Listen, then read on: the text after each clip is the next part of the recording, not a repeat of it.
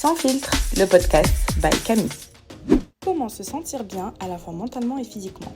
Que tu sois là parce que tu n'as aucune idée de comment prendre soin de toi ou au contraire, tu as l'habitude de prendre soin de toi mais tu cherches de nouvelles idées, alors cet épisode est fait pour toi parce que c'est une question essentielle à laquelle tu dois avoir une réponse instantanée.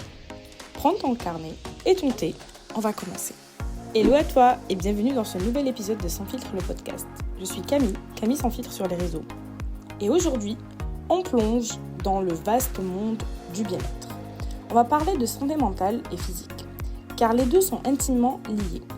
J'ai rassemblé quelques 20 idées qui, je l'espère, vont t'inspirer à prendre soin de toi de manière holistique, parce que soyons honnêtes, on mérite tous et toutes de se sentir bien dans sa peau. Alors, installe-toi confortablement et prépare-toi à recevoir une dose de bienveillance, de conseils pratiques et surtout à t'accorder du temps pour toi. Avant de commencer, je voulais partager avec toi quelques réponses que j'ai reçues suite à ma question sur la story Instagram par rapport au fait de prendre soin de soi. Qu'est-ce que ça signifiait pour vous, le fait de prendre soin de soi? J'ai trouvé des réponses assez intéressantes. Donc, il y a Mandy qui nous dit, par exemple, c'est le fait de faire des massages et de voyager. On va avoir Ness qui va nous dire c'est important que ce soit mental et le corps. Donc, je pense qu'elle voulait dire physique. Donc, c'est soin de visage, soin du corps, maquillage, sport, être avec nos proches et sortir. Après, nous allons avoir Raja qui nous dit pas de stress, lol.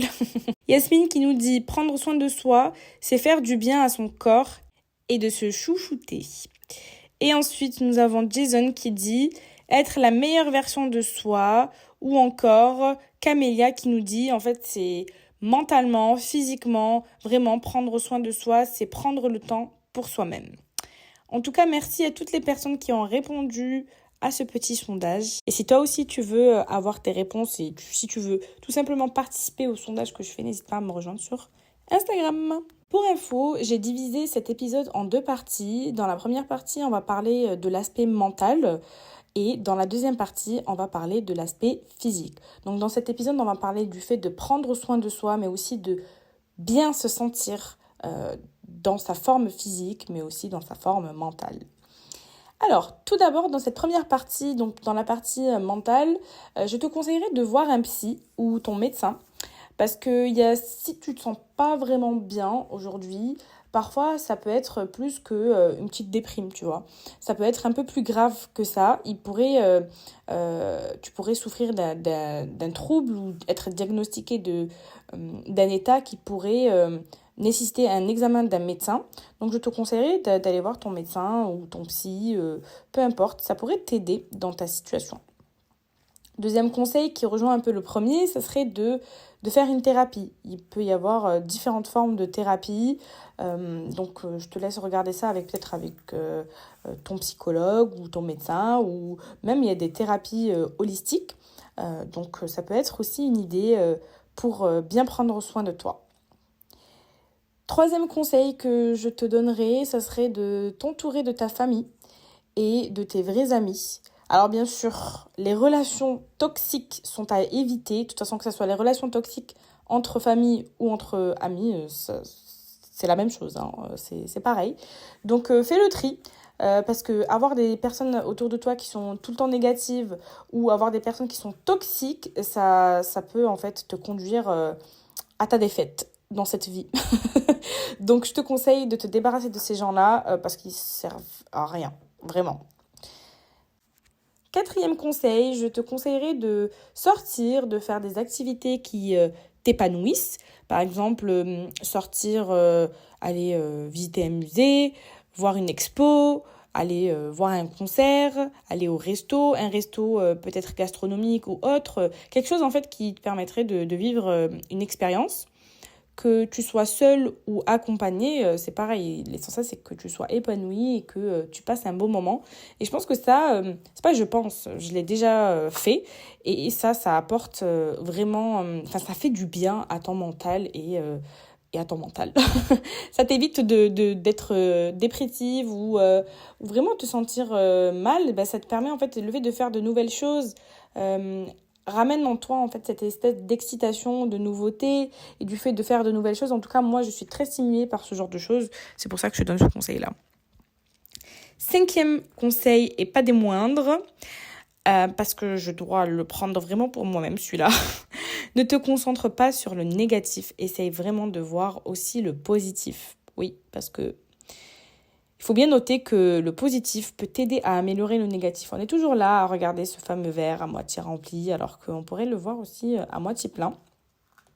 Et parfois, le négatif, il s'est passé, ok, ça pourrait être une leçon à ne pas répéter pour la prochaine fois. Donc, essaye de voir les choses d'un autre point de vue. Ça pourrait te faire du bien et ça pourrait aussi diminuer ce côté stress et anxiété. Moi, j'essaye de le faire. Ça fait depuis, je crois, quelques semaines que je t'en parle sur des épisodes de podcast. J'ai l'impression que j'en parle tout le temps depuis le début. Mais je sais que c'est quelque chose qui est primordial, en fait. Si ton point de vue sur les choses est défini par ce côté négatif, en fait, toute ta vie, tu vas l'avoir de manière négative et c'est pas le but. Donc, sinon, tu vas vraiment t'ennuyer et ça va être le désespoir. Donc, on va éviter ça. Donc, vois les choses plutôt d'un côté positif et je te conseille pour faire ça, de faire une liste des choses positives qui se sont passées dans la journée, par exemple, ou dans ta semaine ou dans le mois. Ça te fera du bien. 6e conseil, je te conseillerais vraiment de commencer le journaling. Ça aussi, j'ai l'impression de le répéter à tous mes podcasts, mais c'est une activité qui vraiment est vraiment bien. C'est tout ce que j'ai à te dire. En fait, ça permet de te décharger mentalement, mais aussi de libérer certaines émotions qui sont parfois enfouies en toi. Ça permet aussi de faire le point sur ta vie et à comprendre certains de tes comportements. On en parlera plus précisément dans le prochain épisode parce que je compte en parler la semaine prochaine. Pour moi, c'est vraiment un moyen thérapeutique qui est très efficace et vraiment, ça m'a beaucoup aidé dans le passé et j'ai vraiment envie de reprendre. Donc, j'aimerais bien reprendre ça dans les prochains jours et je devais le reprendre cette semaine et la semaine d'avant et la semaine encore d'avant et le mois d'avant et l'année dernière. Mais voilà. Le mieux, c'est d'agir, on a dit. Donc, on va agir et on va reprendre ça. Je sais que ça me fait du bien, donc go faire. Hein. Et je pense que ça pourrait te faire du bien. Et tu n'es pas obligé de le faire tous les jours. Tu n'es pas obligé de le faire tout le temps. Mais pourquoi pas, parfois. On va passer au conseil numéro 7. Alors, ça parle de créativité, le fait d'être créative. Tu peux, par exemple, cuisiner, peindre, dessiner, chanter, écrire des chansons.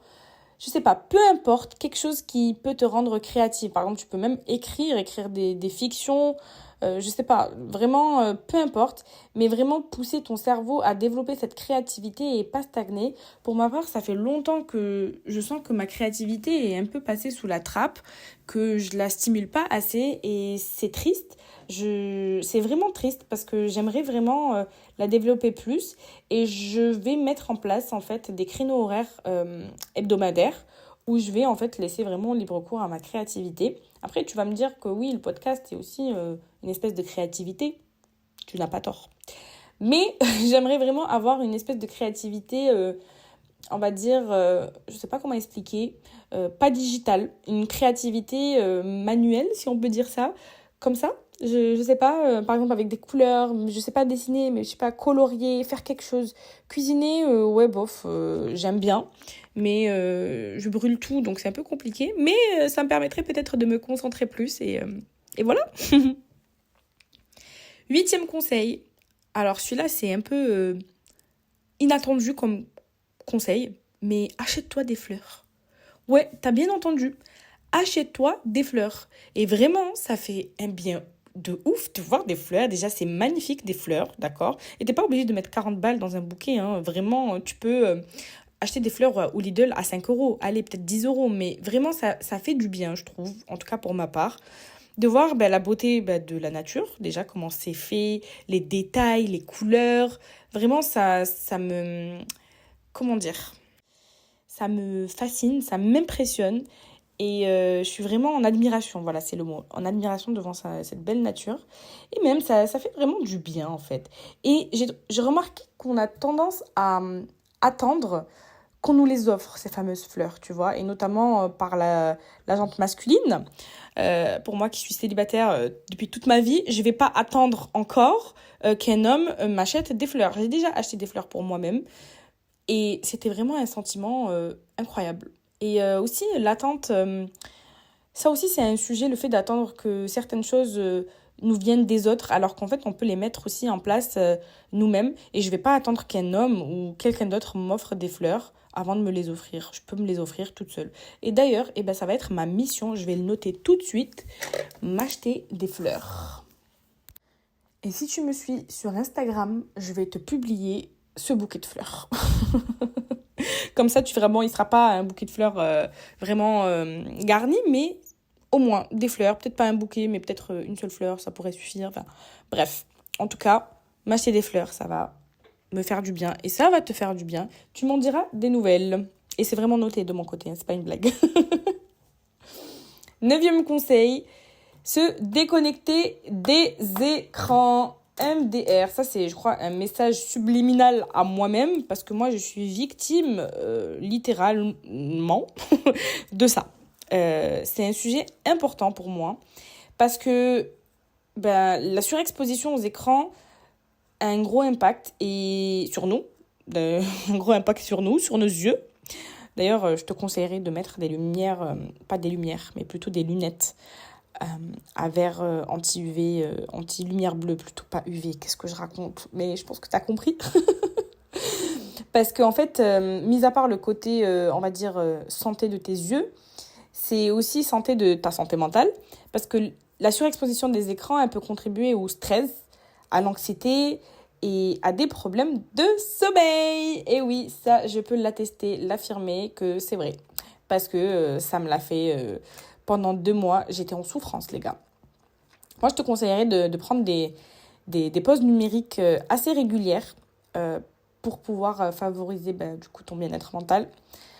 Pour ma part, j'en fais souvent de ces pauses numériques et je m'en rends pas compte. J'ai l'impression que mon corps, en fait, mon être, le fait automatiquement. Des fois, en fait, je peux disparaître pendant une journée et mes copines, genre, coucou, t'es vivante? En fait, oui, j'oublie juste de prévenir, c'est parce que ça me vient comme ça. Et en fait, après, je dis, oui, j'ai décidé de... En fait, ça me vient comme ça. J'ai décidé de ne pas rester connectée sur les réseaux, enfin, sur mon téléphone, tout simplement. Donc voilà pour cette partie-là. Donc, pour justement, on va dire, essayer de limiter ta surexposition au niveau des écrans, je te conseillerais d'établir des plages horaires sans écran qui sont dans ta journée, par exemple.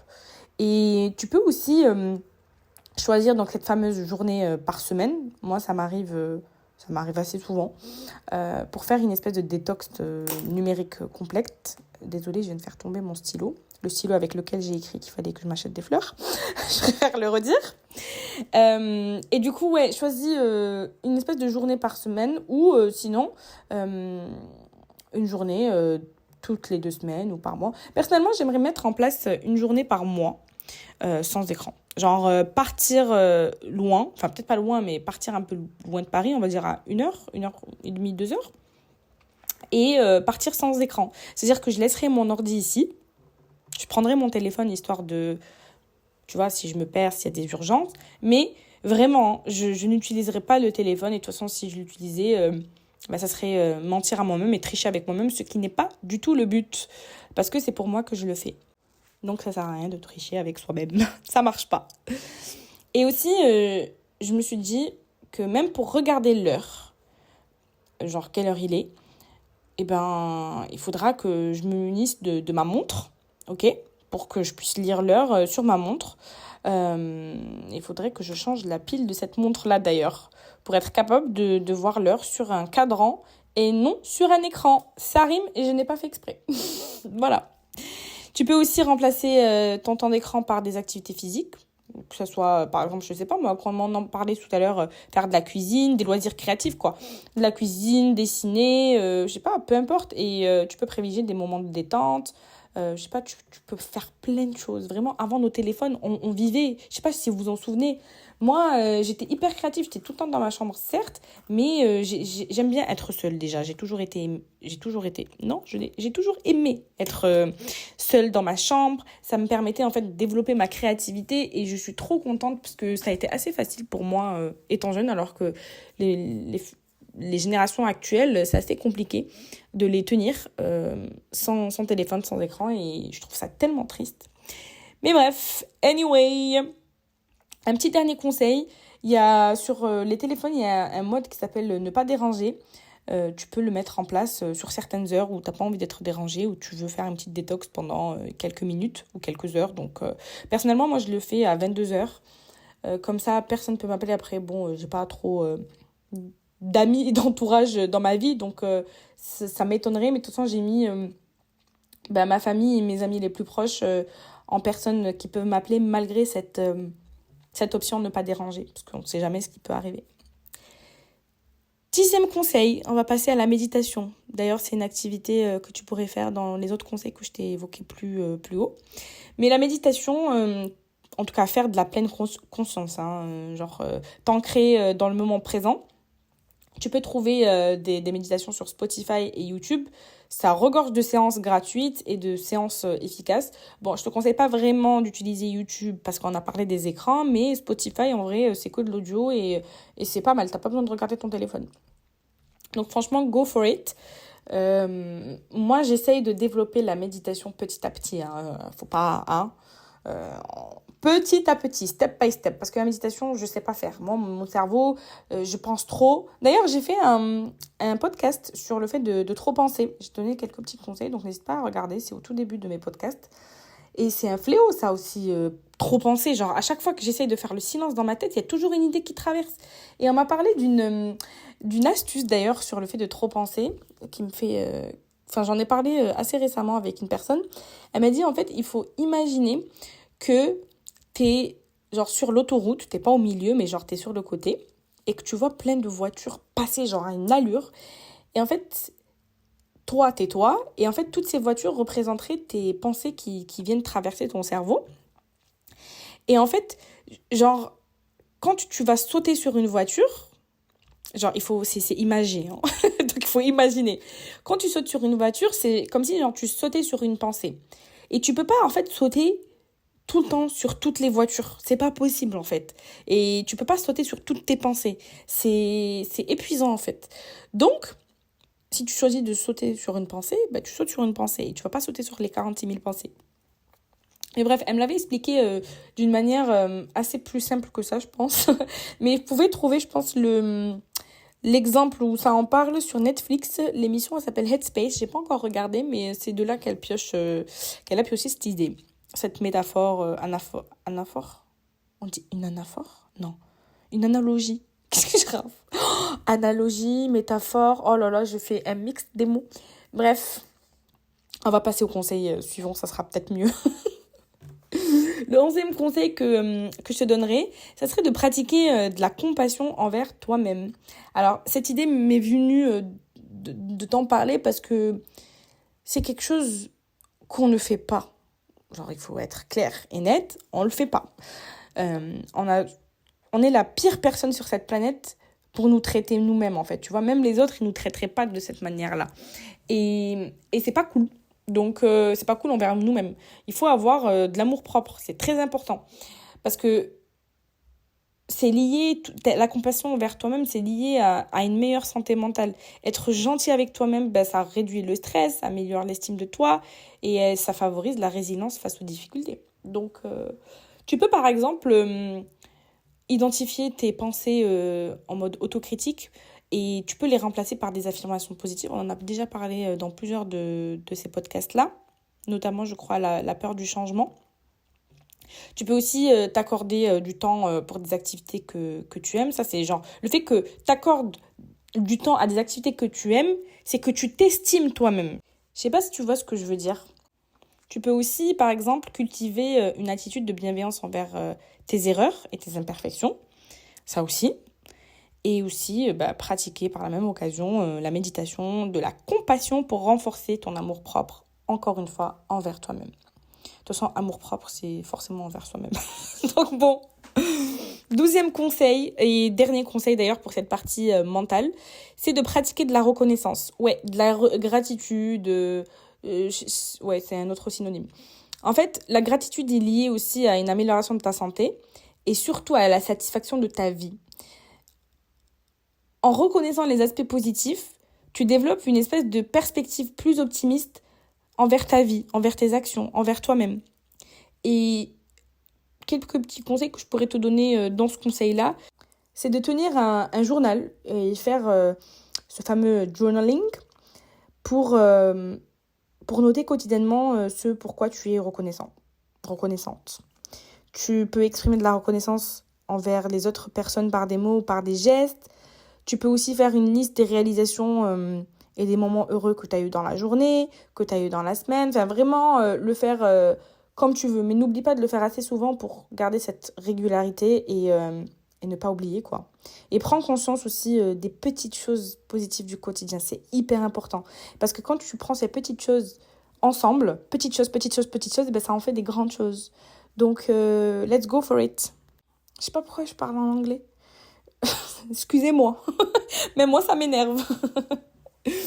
Du coup, je partirai nulle part en fait. On va passer dans la partie 2 où on va parler donc de la partie physique, comment prendre soin de soi de manière physique ou dans un aspect physique.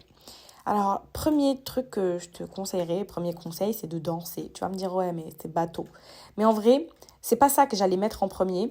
J'ai essayé d'avoir en fait un ordre chronologique assez logique.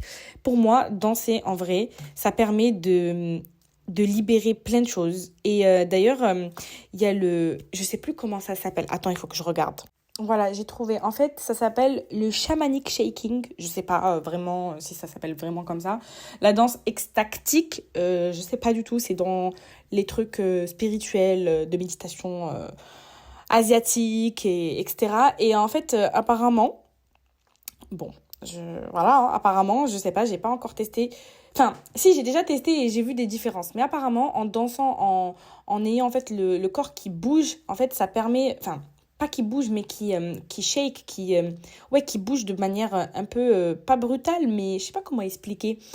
C'est compliqué, hein. Genre, c'est comme un peu les animaux. Ah, genre, t'as vu quand le chien, par exemple, ça c'est, oh là là, les métaphores que j'ai. En fait, quand le chien, il sort dehors et qu'il est mouillé, qu'il a envie de se débarrasser, il se secoue. Voilà. Ah, se secouer. Purée, c'est le mot que je cherchais. C'est dur. Mais en gros, c'est secouer, voilà. Et genre, à travers une danse, tu peux te secouer. Ça permet de libérer certaines émotions qui sont coincées dans ton corps. Et apparemment, les animaux, eh ben, ils font ça assez souvent. Et c'est pour ça qu'ils accumulent pas des espèces de traumatismes. Et c'est pour ça que nous, on les accumule. C'est parce qu'on ne se secoue pas assez. Bon, après, pour certains, ce que je raconte, ça peut être vraiment farfelu. Mais moi, j'y crois. Je trouve ça logique. Et il y a certaines émotions qui sont bloquées au niveau de certaines parties de notre corps. Et si vous voulez, je pourrais vous faire un épisode là-dessus et vous raconter un peu les infos que j'ai pu avoir à travers les contenus que j'ai vus sur les réseaux sociaux. Et tester aussi, vous dire si ça marche ou pas. Mais je trouvais que c'était super intéressant. Donc voilà pour cette partie-là, la danse. Après, dans un 14e conseil, je te dirais de faire du sport. Oui, c'était prévisible, mais vraiment. Parce que ça libère de l'endorphine, l'hormone du bonheur. Mais aussi, ça te permet aussi de prendre soin de ta santé physique de manière générale. Parce que le sport te permet de réduire les risques d'avoir des maladies graves. Je ne sais pas si tu le savais, mais en tout cas, si tu ne le savais pas, maintenant tu le sais. Et même, genre, pour ta forme, le sport, de toute façon, c'est connu pour faire du bien. Plus de bien que de mal à ton corps. Donc, autant le faire. Moi, j'ai repris le sport depuis 3 semaines et vraiment, hier, c'était mon jour de repos parce que je fais du sport du lundi au vendredi avec mercredi et le week-end comme jour de repos. Et malgré les courbatures que je me prends, parce que je travaille certaines zones que ça fait longtemps que je n'ai pas travaillé, hier, j'avais vraiment hâte de repartir au sport. Et même là, j'ai hâte. Genre, je me dis, je vais me décrasser, ça va être trop bien, ça va me faire du bien. Et même l'effet que ça procure après, tu vois. Et voilà, donc go for it, slogan Basic Fit, alors que je suis pas du tout sponsorisée par eux, mais vraiment ça fait du bien. Et même tu peux faire du sport au tout début si t'es pas vraiment, comment dire, je dirais pas professionnel, mais si t'es pas adepte du sport, commence à le faire de chez toi. Genre tout le monde peut faire du sport, t'as pas besoin d'aller dans une salle de sport en vrai. À la place de porter des poids, ben, tu vas porter des packs d'eau. Enfin, je veux dire, il y a toujours une solution. Toujours une solution. Bon là, je dois partir. Je reviendrai pour le reste des conseils. On se retrouve le lendemain. De toute façon, tu sais que ici, c'est sans filtre. Alors, je préfère te dire que hier, j'ai pas eu le temps de finir d'enregistrer les conseils que je voulais te partager. Donc aujourd'hui, nous sommes vendredi et on reprend les conseils. Alors, on va reprendre le 15e conseil qui est, tu vas me dire bateau, mais c'est celui de bien manger. Parce qu'en fait, l'un ne va pas sans l'autre avec le sport, tu vois. Genre, bien manger et le sport, les deux, ils doivent être ensemble. Ils sont liés à jamais dans la vie. Mais bien manger, en fait, c'est hyper important. Pas forcément, par exemple, pour perdre du poids ou pour renforcer tes muscles. Non, pour avoir une hygiène de vie, une hygiène pour ton corps, une hygiène de ce que tu apportes à ton corps, qui soit, on va dire, un minimum correct, tu vois. Donc, lui donner des bons nutriments au lieu de lui donner de la merde à manger, c'est beaucoup plus agréable pour lui permettre de se développer et lui permettre de rester en bonne santé. Parce que c'est très important. Donc, et j'ai remarqué, je t'en ai parlé dans un autre épisode, mais j'avais fait des analyses en début d'année, enfin au mois de septembre dernier, à la rentrée. Le but était de voir où se situaient mes carences, pour que je puisse adapter et prendre des compléments alimentaires par rapport à ces résultats-là. Et justement, il m'a été vu que j'avais du cholestérol, mais du bon cholestérol, et parce que je mange des aliments qui sont assez bons pour mon corps, et que mon corps kiffe bien, j'ai envie de te dire. Et j'ai remarqué que ouais, je mangeais bien, et encore heureux, parce que tous les efforts que je mets en place pour mon corps, pour lui donner le meilleur qui soit sur cette planète, et ben, je donne du mien. Donc pourquoi pas, toi aussi, de donner du tien pour toi-même. Ton corps te remerciera plus tard. On va passer au 16e conseil qui concerne la routine de sommeil. Alors, l'importance du sommeil pour le bien-être physique et mental de ton être est vraiment primordiale. En fait, une routine de sommeil stable est cruciale pour ta santé mentale et pour ta santé physique parce que le manque de sommeil, ça peut entraîner des baisses d'énergie à ton corps, une diminution de la concentration, une augmentation du stress et une susceptibilité accrue à tes problèmes de santé. Donc, vaut mieux pas, hein. Moi qui est passée par une période où je n'arrivais vraiment pas à dormir parce que justement j'avais mis en place une habitude de merde, soyons honnêtes. Petit à petit, j'ai commencé à dormir tard et petit à petit, le cercle s'agrandissait et j'arrivais pas à revenir en arrière. C'était entre 2h et 4h du matin et le lendemain matin, bien sûr, à 10h, j'étais au bout de ma vie. Des fois, je dormais jusqu'à 11h, midi. C'est quoi ça en fait? Ça me ressemble pas du tout. Et ça a été très compliqué pour moi, j'avais tout le temps mal à la tête. Après, bon, j'ai des troubles de la concentration aussi, mais là, ça les a accentués encore plus. Je suis anxieuse et ça a accentué ce trouble-là encore plus. Bref, c'était affreux cette période-là. Et pour pouvoir, on va dire, mettre en place une routine de sommeil efficace, je te conseillerais de déjà te fixer une heure de coucher qui est assez régulière pour te créer une routine. Sur le téléphone, j'avais mis un petit rappel, tu sais, dans Santé, je crois, qui te dit, en gros, moi, je me suis mis à 22h. Il me fait un rappel genre là, 22h, il est temps de te poser vraiment, de faire ta skincare s'il y a besoin de la faire à ce moment-là, mais il est temps de se poser en fait, stop, et prépare-toi au coucher, tu vois. Tu peux aussi ensuite créer une espèce d'environnement qui est propice au sommeil, en maintenant par exemple ta chambre sombre, un peu fraîche. Moi, ce que je fais, c'est que j'ai une petite lampe de chevet que j'allume pour avoir cette espèce d'ambiance cocooning. Ce que je fais aussi pendant que je vais me brosser les dents ou appliquer mes soins juste avant, mettre mon espèce de Charlotte pour les cheveux, pour les protéger, j'ouvre la fenêtre qui permet en fait d'aérer aussi d'aérer mon appartement. Donc ça me permet aussi du coup de rafraîchir un peu la pièce pour aller dormir. Je sais, les gens ils vont se dire mais non, normalement tu mets de la chaleur. Ouais, mais en fait en vrai je préfère respirer un air qui est plutôt frais avant de dormir. Je me mets une espèce de méditation ou de podcast vraiment très très très très bas en termes de sonore. Ensuite, je fais ma petite routine, je reviens, je me mets de la crème pour les pieds. Genre vraiment là, je commence à me préparer à aller dormir. Et ensuite, je laisse un petit peu le petit podcast. Sur les histoires du Coran, par exemple. J'aimerais beaucoup apprendre... connaître, on va dire, apprendre les trois, pas forcément apprendre, mais connaître les histoires des 3 livres sacrés qui sont religieux. Donc j'ai commencé par le Coran. J'aimerais aussi lire la Torah et la Bible. Donc là, en gros, je me couche juste avant avec les histoires qui sont racontées sur les prophètes, etc. Et c'est plutôt intéressant. Et c'est apaisant. Et sinon, si jamais tu n'as pas envie de faire ça, ce que je comprends, et c'est normal, tu peux te faire une petite méditation et des fois... je mets des petites musiques apaisantes. J'ai une espèce d'application qui régule mon sommeil. En fait, avec laquelle je mets un réveil, mais qui me réveille... en fait, je lui donne un créneau entre 5 et 15 minutes. Et c'est l'application qui décide de me réveiller. Soit, par exemple, si je mets le réveil à 8 heures, elle a un laps de temps de 15 minutes avant. À partir de 7h45, elle peut me réveiller, en fait. Parce qu'en fait, elle va évaluer le rythme de mon sommeil, enfin la phase dans laquelle je suis, si il est mieux de me réveiller à 7h45 ou 7h46 ou 7h50 ou 7h55 ou 7h59 ou 8h, tu vois. Donc voilà, c'était un petit peu long, mais c'était pour t'expliquer un petit peu ce que je mets en place et qui m'aide un petit peu.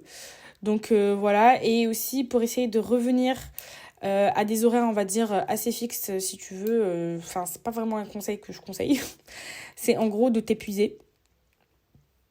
C'est horrible parce que ça fait du mal à mon corps, mais à un moment, j'étais obligée de lui faire subir ça parce que c'était intenable. Donc, en gros, ce que je faisais, c'est... Par exemple, quand je dormais jusqu'à 10-11 heures, je me mettais au lit jusqu'à 21 heures. À 21h, je veux dire, et j'essayais de dormir à partir de cette heure-là. Et si j'arrivais, tant mieux. Ça, c'est la manière, on va dire, la plus healthy. Et si j'y arrivais pas, je dors à l'heure qu'il faut. Par contre, je vais me réveiller ultra tôt. Et ça, c'est horrible. Ça, c'est horrible. Mais c'est pas quelque chose que je conseille. Bref. Ensuite, pour favoriser, donc, on va dire, un retour au calme et une routine de sommeil plutôt stable, c'est d'éviter les écrans au moins 1 heure avant ton coucher. Ça, c'est pas nouveau, tu dois sûrement le savoir. Limite aussi ta consommation de caféine en fin de journée, parce que si tu bois du café, je crois, vers 18h, en fait, il faut arrêter de boire du café, je crois, à partir de 16h, de ce que j'avais vu, ou peut-être 18, je sais plus. Parce qu'en fait, dès que tu dépasses, je crois, les 16h, tu vas être trop excité et tu trouveras pas le sommeil assez rapidement. Après, ça dépend des personnes. Encore une fois. Et dernier conseil que je pourrais te donner, c'est aussi de pratiquer peut-être une espèce d'activité relaxante avant de te coucher. Par exemple, comme la lecture ou de la méditation, tout simplement. Ça peut être un moment de t'apaiser et de te préparer à l'endormissement. C'est un peu comme les enfants. Donc voilà, on va passer au conseil 17, qui est d'éviter de l'alcool et la cigarette dans ta vie, en gros. Parce que, en fait, il y a eu des études qui ont démontré que fumer tue, voilà, que l'alcool augmentait aussi les risques de cancer. L'alcool, Enfin, il n'y a rien qui est bon. Je ne connais pas vraiment les détails. Et en vrai, ça m'intéresse pas parce que je ne fume pas, je ne bois pas. Et en fait, j'ai remarqué que dans tous les conseils que je donne, que ça soit ici en podcast ou sur TikTok ou sur Instagram, j'oublie de mentionner à chaque fois cette partie-là, d'éviter l'alcool et le fait de fumer, parce que comme ça ne fait pas partie de mon quotidien ni de ma vie, pour moi, c'est évident pour tout le monde, tu vois. Et donc, j'oublie d'en parler alors que c'est en fait un sujet qui est important et qu'il faut prendre en compte aussi dans sa vie. Donc, voilà pour ce conseil-là. On va passer au 18e conseil, qui est de prendre des compléments alimentaires. Parce que oui, bon, tu peux prendre soin de toi de l'extérieur, mais tu peux aussi prendre soin de toi de l'intérieur. Et comme je t'ai dit, les fameuses analyses, quand tu les fais à une période de l'année, ça va te permettre de connaître tes carences. Et donc, du coup, les compléments alimentaires vont être là en complément pour combler ces carences-là. C'est vrai que tu le fais, tu prends soin de toi à travers la nourriture, parfois en mangeant, parce qu'il existe plein de minéraux, plein de bonnes vitamines dans la nourriture. Mais parfois, il faut avoir pas des substitutions, mais des compléments, tout simplement. Ensuite, tu as le 19e conseil qui est... c'est quelque chose que j'applique pour moi-même. Après, tu n'es pas obligé, mais vraiment, je te conseille vivement de le mettre en place. Pas forcément les 4 en même temps, mais peut-être un. C'est de prendre des rendez-vous de façon mensuelle ou trimestrielle pour certaines prestations. Par exemple, personnellement, j'épile mes sourcils. Et donc, j'aime bien aller chez les Indiennes pour me faire les sourcils au fil. Donc, par exemple, en fait, le mois se décompose en 4 semaines et j'ai 4 prestations à faire. Je ne vais pas faire mes 4 prestations en même temps. Donc, ce que je fais, c'est que je m'accorde une prestation par semaine et comme ça, ça me fait une espèce d'activité à faire pour moi-même chaque semaine, tu vois. Donc, par exemple, semaine 1, tu as les sourcils. Semaine 2, tu as la pédicure, manicure. Semaine 3, tu as le soin du visage, cheveux et corps, que ce soit à la maison ou en institut. Et semaine 4, aller chez le coiffeur. Mais bon, j'y vais pas chaque semaine, bien sûr. Donc, c'est plutôt chaque semestre. Après, tu adaptes par rapport à ce que toi, t'aimerais faire, tu vois. Genre, je sais pas moi, si... je saurais pas te dire. S'il y en a qui vont, je sais pas, faire de la cryothérapie, il y en a qui vont faire des drainages lymphatiques. Enfin, bref, peu importe. Prends soin de toi, quelque chose qui te fait plaisir, qui te fait du bien, en fait. De l'intérieur comme de l'extérieur. Et on vient au dernier conseil. C'est un conseil un peu chelou. Qui est celui de faire du shopping. Ouais, je dis chelou parce que avant, j'étais vraiment sujette au shopping. Genre, j'aimais trop faire le shopping. Genre là, on est en période de solde. Ça fait depuis une semaine qu'il y a un peu plus d'une semaine qu'il y a les soldes, mais j'avais complètement zappé. Je n'achète plus comme avant. J'achète très rarement. Et je suis plus autant intéressée de faire du shopping pour des questions de responsabilité sur la planète. Vous allez me dire, ouais, bon, c'est bon, bullshit. Non, mais vraiment, genre, j'en ai marre. Tant que je me suis pas, en tous les cas, je me suis pas débarrassée des affaires que je veux plus. J'ai déjà donné, j'ai déjà vendu. Il y en a d'autres que je suis en train de vendre aussi. Je vais pas encombrer mes placards parce que j'en ai marre, j'ai plus de place en fait. Si jamais tu veux m'aider à me débarrasser de ces vêtements-là, écoute, je change du 39. Je fais une taille entre, on va dire, 42, 44, parfois 46. Tu peux me retrouver sur Vinted qui est Easy Beauty Style. EASYBEAUTYSTYLE. On va y arriver. En tout cas, tu trouveras les liens directement en barre d'infos. Mais voilà, genre, tu peux faire du shopping parce que je trouve que parfois, il y a des personnes, peut-être comme moi, peut-être pas, être dans de nouveaux vêtements, ça donne toujours confiance. Et bien sûr, dans la limite du raisonnable, tu vois, parce que tu as aussi plusieurs moyens. C'est d'aller acheter des vêtements sur Vinted, sur Le Bon Coin, sur Marketplace, enfin, utiliser de la seconde main, tu vois. Genre, tu as plusieurs alternatives. Et tu peux même échanger tes vêtements avec ta copine. C'est vrai que c'est plus simple quand ta copine, elle fait la même taille que toi. On en arrive à la fin de mes conseils, mais je pense qu'il y a plein d'autres conseils, donc n'hésite pas à les partager avec nous. Donc je vais conclure quand même cet épisode et rappeler que intégrer ces pratiques dans ton quotidien, ça peut contribuer de manière significative à ton bien-être parce que tu vas lui apporter des choses qui vont lui faire du bien, tu vois. Que ce soit à la fois mentalement et physiquement, c'était les deux sujets de cet épisode. Parce que ces deux parties, elles sont intimement liées.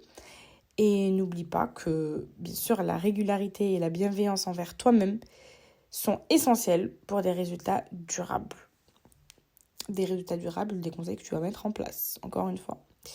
Je t'encourage à prendre du temps de réfléchir à tout ça, à commencer à mettre par exemple en place des routines qui vont être tenables sur le long terme pour du coup prendre soin de toi dans tous les aspects et aussi pour que tu puisses te sentir bien mentalement et physiquement. Rappelle-toi aussi de l'importance de t'engager envers toi-même et de célébrer chaque étape de ton parcours. N'oublie pas encore une fois de nous partager tes idées de routines ou d'habitudes à mettre en place pour être à ton max de ta santé mentale et physique. Et surtout, je dirais de ta santé et de ton bien-être mental et physique. Et je voulais te rappeler aussi de ne pas te mettre la pression parce que prendre soin de toi, ça doit être un moment qui est plutôt agréable à passer entre toi-même et toi-même. Et commence pas à te comparer et à regarder les réseaux pour ça, tu vois. Inspire-toi, c'est mieux, hein. Et fais des tests sur ce que tu veux, ce qui est adapté pour toi, ce qui te convient, ce qui te convient pas. Et de toute façon, c'est connu, hein. La comparaison, c'est un sujet qui est vraiment d'actualité. Et c'est un sujet aussi que je veux aborder dans les prochains épisodes. Donc abonne-toi si tu es nouveau ou nouvelle sur mon podcast. Parce que c'est un sujet c'est un fléau. Un fléau qu'il faut éliminer à tout prix. Et sache que l'épisode sur comment vaincre le blues hivernal et le romantiser au max pour ne pas le subir devrait carrément t'intéresser. C'est le 7e épisode avant celui-là. Il y a aussi l'épisode comment organiser ta vie en 2024 et comment faire le bilan en 2023 et définir tes objectifs pour 2024. Je suis sûre que ces 3 podcasts peuvent compléter l'épisode du jour en t'aidant un maximum à trouver une organisation qui fonctionne pour toi et pour implémenter ces nouvelles habitudes et routines. Et n'oublie pas d'aller les écouter juste après cet épisode. Et c'est sur ces dernières paroles que je te remercie d'avoir écouté cet épisode. N'oublie pas de partager en commentaire ou en message privé tes idées pour prendre soin de toi via l'Instagram du podcast sans filtre, _le podcast. Je réponds à tout le monde. Et si cet épisode t'a guidé ou t'a aidé d'une quelconque façon, n'oublie pas de le noter avec 5 étoiles. Ça l'aidera à se faire connaître et à me soutenir. On se retrouve dès lundi prochain à 6h30 pour un nouvel épisode. Cette fois, je vais te donner des conseils et des exercices à faire pour apprendre à commencer le journaling ou l'écriture intuitive si tu préfères. D'ici là, reste curieuse, ouverte au changement et surtout, prends soin de toi. À bientôt. Bye!